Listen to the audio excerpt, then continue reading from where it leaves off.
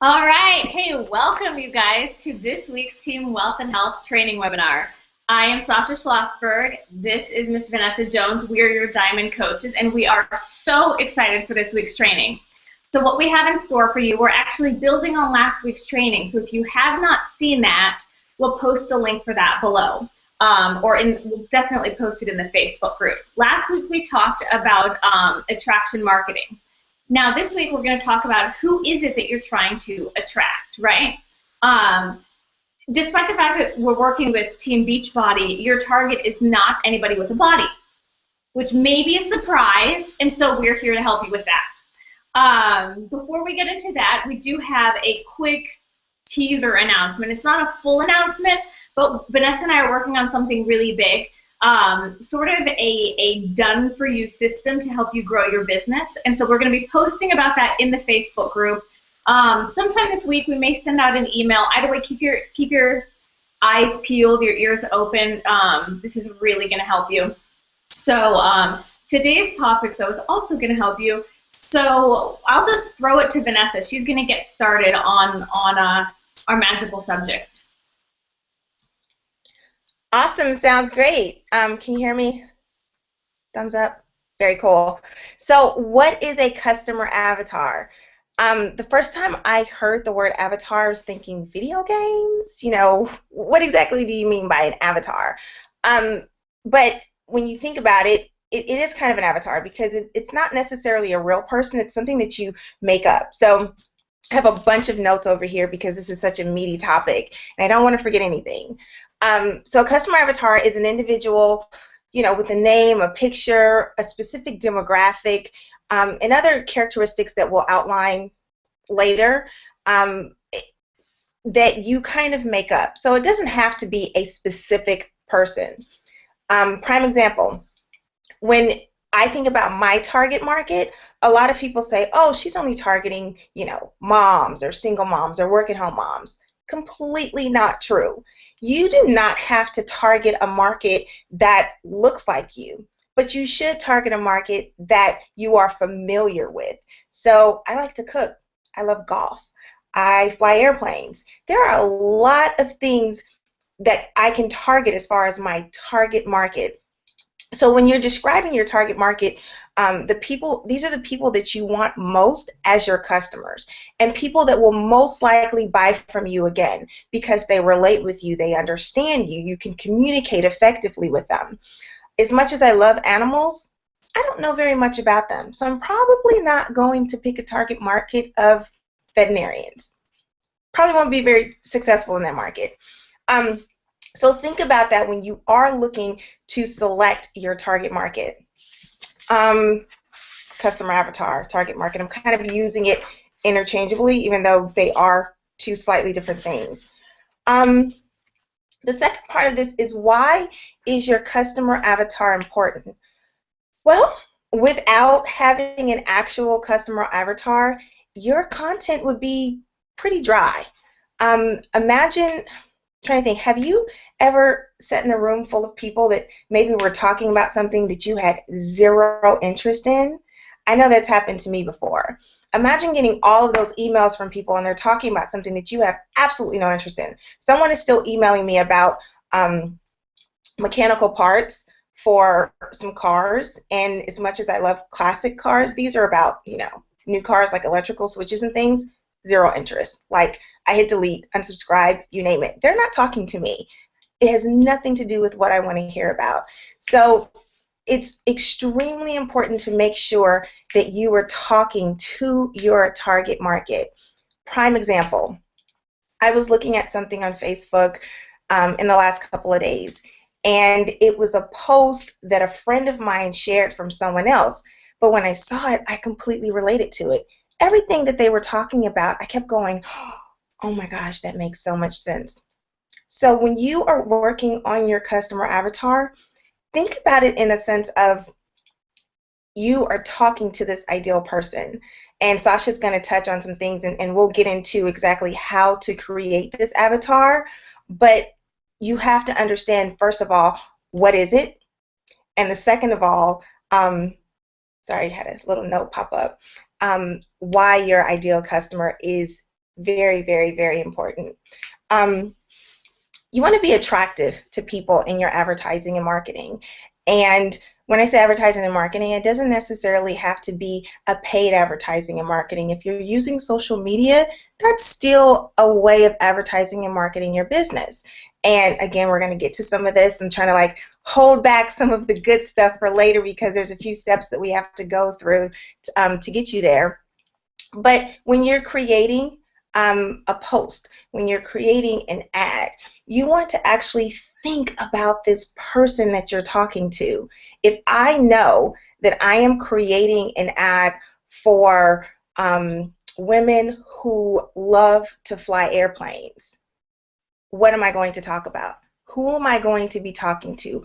I'm going to picture that incredible, powerful female pilot. I'm going to picture what we're thinking about in the air. I am going to picture, what we think about all the time when we're flying. And embrace that and channel that. My communication, what I talk about, is going to be things that are relative to that particular avatar. And if you are not doing that, you are missing the boat completely. So let's zone in and really focus on how to find your ideal customer avatar.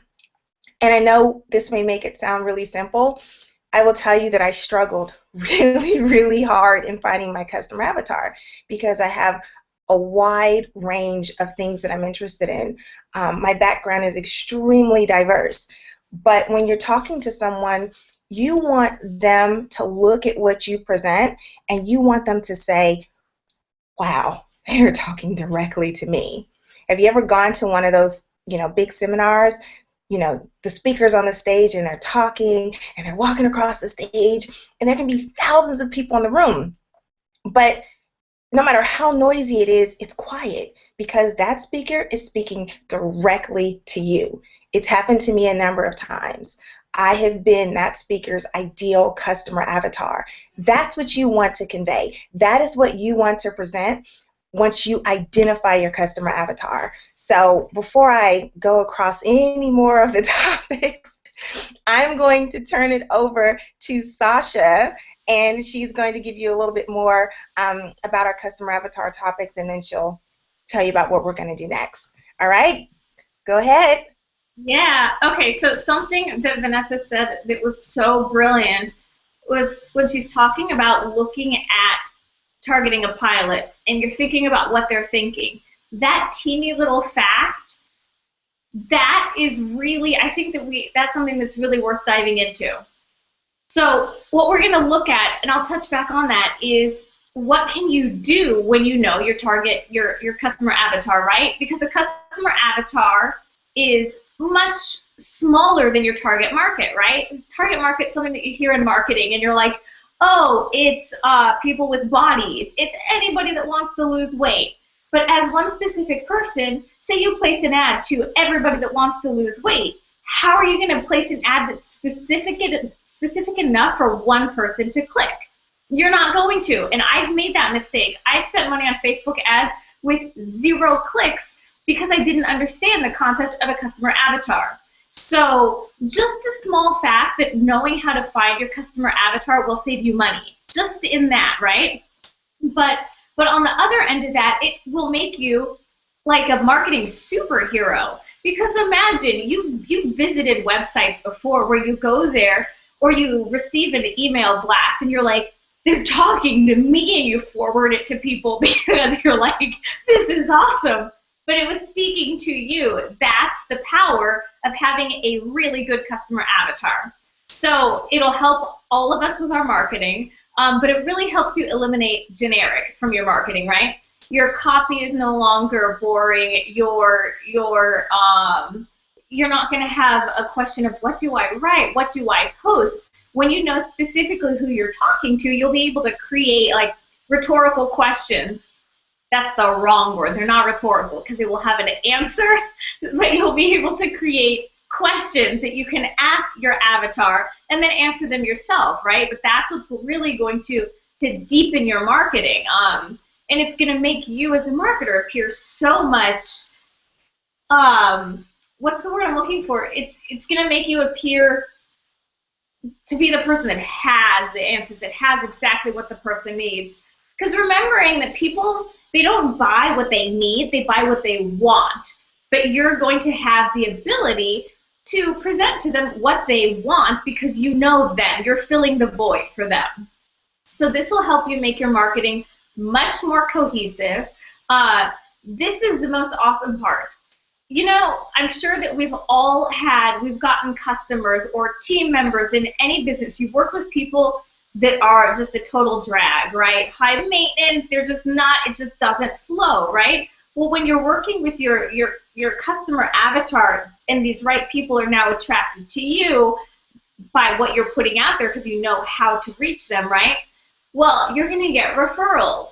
And their friends are also like them. So then it starts to snowball. So you're doing less work, which is amazing, and you get far fewer of the people that you have to do more work for. It also helps set you apart. You're no longer just a person sending out mass emails or saying, try my stuff. So Vanessa and I are filling each other in on what to hit. So that's why sometimes you get a blank stare. Sorry, guys. We're like trying to give you the maximum knowledge in a short period of time to really give you guys your value. But that was, yeah, really, this is going to help you drill into the psychology. So that is why it's most important. I'm going to toss it back over to Vanessa. I think we've covered now what is the avatar, why is it important, and what is it that you're going to be able to do. So let me know, Miss Vanessa, what else we should dive in.